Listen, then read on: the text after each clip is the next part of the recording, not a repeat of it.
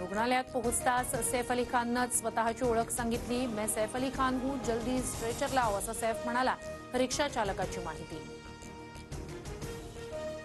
सैफ अली खानवर हल्ला करणारा आरोपी अद्यापही फरार। हल्लेखोर इमारतीत जातानाचा नवा सीसीटीव्ही समोर। सैफवर झालेल्या हल्ला प्रकरणात एक जण ताब्यात। शाहिद असं ताब्यात घेतलेल्या संशयिताचं नाव। संशयित आरोपी हल्लेखोर नाही, मुंबई पोलिसांच्या सूत्रांची माहिती। सैफ अली खानवरील हल्ल्या प्रकरणाचा पोलिसांकडून तपास सुरू। पोलिसांकडून सैफच्या घरी काम करणाऱ्या नोकर आणि कर्मचाऱ्यांची 5 तास चौकशी।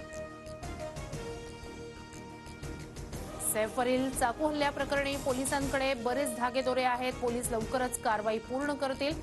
मुख्यमंत्री देवेंद्र फडणवीस यांची प्रतिक्रिया। सैफ अली खानच्या प्रकृतीत सुधारणा। सैफला आयसीयूतून काढून विशेष कक्षात ठेवलं। लीलावतीच्या डॉक्टरांची माहिती।